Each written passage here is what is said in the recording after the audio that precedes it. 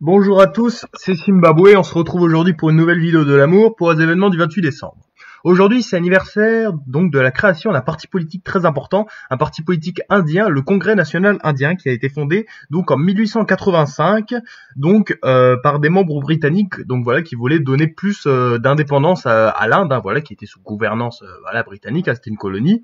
Et en fait, c'est un parti qui a une grande influence dans l'indépendance de l'Inde déjà, hein, avec évidemment comme grande figure Gandhi, hein, et ses marches pacifiques. On a aussi Nehru, donc voilà, qui a été le premier ministre indien donc pendant les années 50-60, donc très important. Et voilà, et en plus c'est un parti qui a gouverné l'Inde très longtemps, avec surtout la famille de Nehru, hein, donc voilà, qui a été le premier ministre donc des années 50-60. Puis ensuite il y a eu sa fille Indira Gandhi qui a été première ministre dans les années 70-80.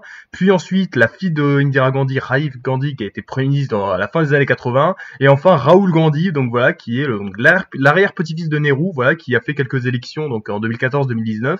Mais bon, là c'est plutôt un échec. Il faut savoir que bon le Congrès national indien aujourd'hui a des scores un petit peu faibles, étant donné que là c'est les nationalistes hindous avec Modi qui sont au pouvoir. Mais il faut pas oublier que c'est un parti très important de l'histoire de l'Inde, qui a eu une grande influence dans le pays, à retenir.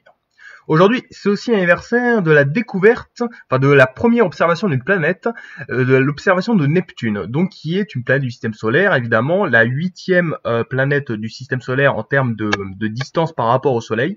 C'est la planète la plus distante du Soleil, et il faut savoir en fait qu'elle a été observée la première fois, donc le 28 décembre 1612 par Galilée, donc évidemment un très célèbre astronome italien.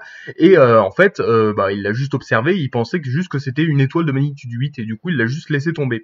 Et au final, en fait c'est juste plusieurs siècles plus tard que là il y a eu plusieurs mathématiciens plusieurs astronomes qui avaient l'impression qu'il y avait quelque chose, et il a fallu faire des calculs mathématiques pour observer Neptune, étant donné qu'elle était super lointaine.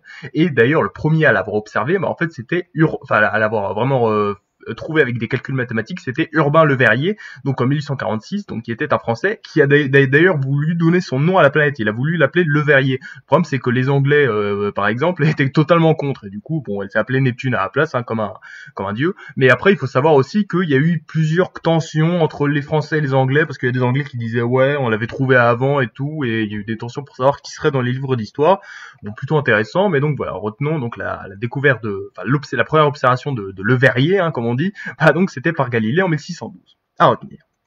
Et aujourd'hui, c'est l'anniversaire de la première représentation d'une très célèbre pièce de théâtre française, la pièce Cyrano de Bergerac, par Edmond Rostand, donc qui était un auteur français de la fin du 19e siècle. Et en fait, il faut savoir que c'est une pièce plutôt spéciale, Cyrano de Bergerac. D'ailleurs, elle date de 1897, et il faut savoir que c'est une époque où on n'était plus trop dans les comédies dramatiques, on était plus dans des trucs genre du vaudeville, ou par exemple des drames modernes, donc voilà, des trucs comme Tchekhov.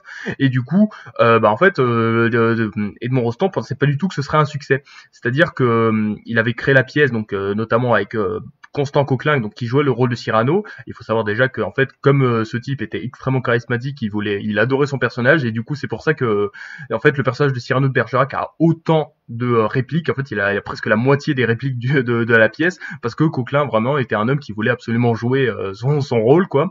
D'ailleurs, c'est pour ça que Cyrano était vraiment un rôle très dur à jouer, hein, c'est très connu.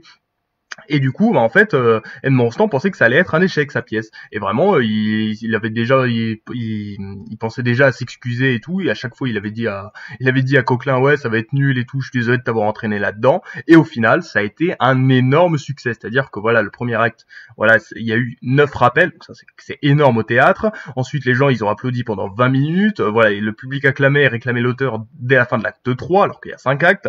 Et puis ensuite, voilà, la pièce est diffusée en France, puis dans le monde. Et du coup, c'est vraiment incroyable. Et le personnage de Cyrano de Bergerac est vraiment rentré donc dans l'imaginaire français, donc c'est quand même plutôt intéressant de voir qu'à la base, en fait, le Rostand se disait que ça allait être un échec. Ça a été tout le contraire. À retenir. Donc voilà les 3 événements du jour. On a la création du Congrès national indien en 1885, la première observation de Neptune en 1612 et la première représentation de Cyrano de Bergerac en 1897. C'était Zimbabwe. Merci d'avoir regardé.